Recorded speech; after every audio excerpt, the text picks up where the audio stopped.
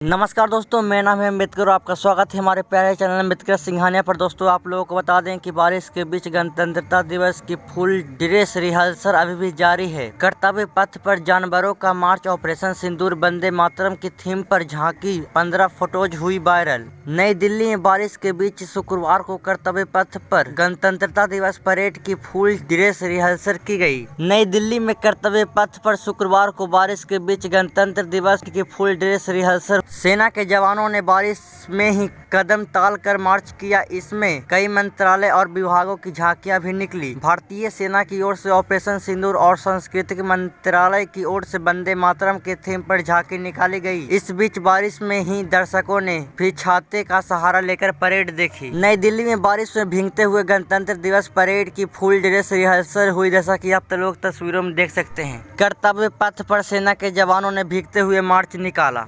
Full dress rehearsal में सेना ने कर्तव्य पथ पर अपने हथियारों का प्रदर्शन भी किया। सिख रेजिमेंट के जवानों ने भी कर्तव्य पथ पर बारिश में भीगते हुए मार्च किया, जैसा कि आप लोग तस्वीरों में देख सकते हैं।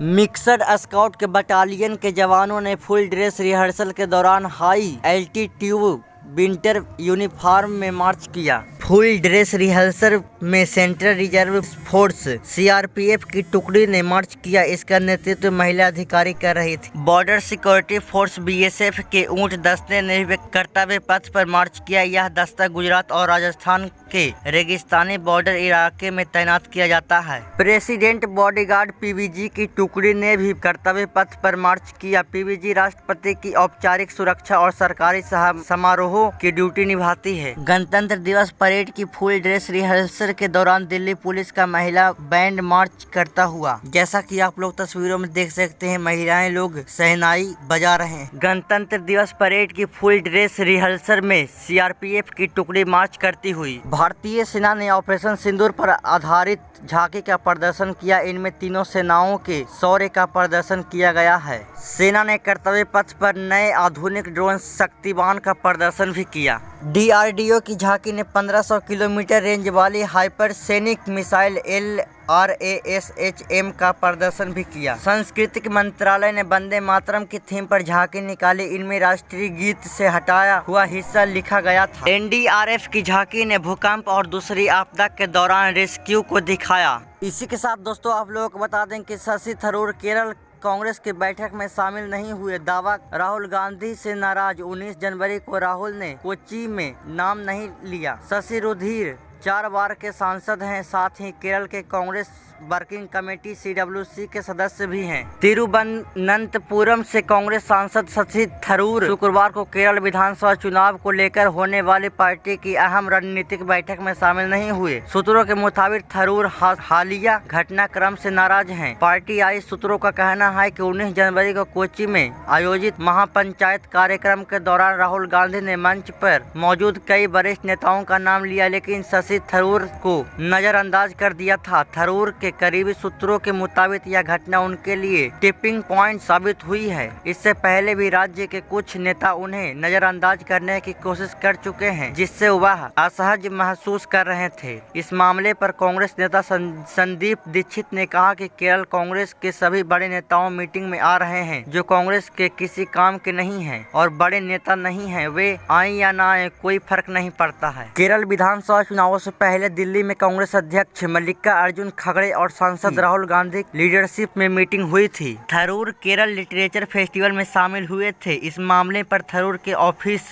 की ओर से कहा गया कि वे केरल लिटरेचर फेस्टिवल के सिलसिले में कोझिकोड में पहले से तय कार्यक्रमों के कारण बैठक में शामिल नहीं हो पाएंगे और इसकी जानकारी पार्टी को दे दी गई है। वायनाड बैठक के बाद भी फिर उभरे मतभेद। हाल ही में वायनाड में हुए लक्ष्य 2026 लीडरशिप कैंप के दौरान पार्टी के भीतर मतभेद उलझाने की कोशिश की हुई थी। इसके बाद थरूर ने सार्वजनिक रूप से कहा था कि वे पार्टी लाइन से भी कभी अलग नहीं रहे। उस बैठक में यह सहमति भी बनी थी कि थरूर चुनाव नहीं लड़ेंगे, लेकिन पूरे राज्य में पार्टी के लिए प्रचार करेंगे। इसके बावजूद कोच्चि कार्यक्रम के बाद राज्य कांग्रेस में अंदरूनी असहमति सामने आ गई है। बीते समय में थरूर के कुछ बयानों और लेखों को लेकर पार्टी के भीतर आलोचना होती रही है। पिछले साल भारत पाकिस्तान संबंधों और पहलगाम हमले के बाद कूटनीतिक पहल पर उनके बयानों को लेकर भी विवाद हुआ था। हालांकि थरूर का कहना रहा है कि विदेश नीति पर उनकी सोच में कांग्रेस की आधुनिक आधिकारिक लाइन से कोई मतभेद नहीं है और इस मुद्दे पर द्विदलीय रवैया होनी चाहिए। थरूर कांग्रेस की पिछली 3 मीटिंग में नहीं पहुंचे। 12 दिसंबर 2025 सांसदों के साथ बैठक से पहले कोलकाता में दोस्त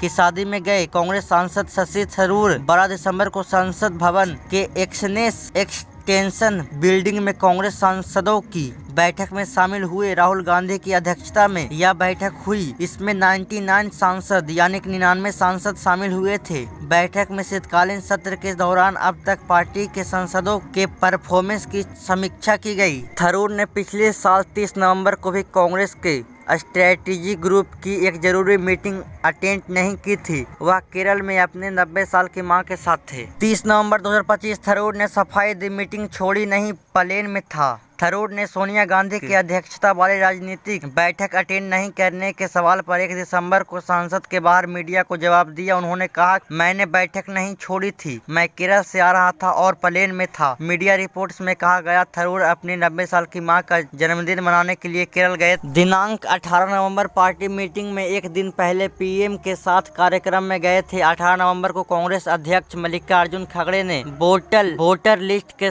स्पेशल इंटेंसिव रिवीजन SIR पर कांग्रेस सांसदों की एक अहम बैठक बुलाई। थरूर इसमें भी शामिल होने नहीं पहुंचे। बाद में उन्होंने खराब स्वास्थ्य का हवाला दिया। तो दोस्तों आज के लिए बस इतना ही। धन्यवाद।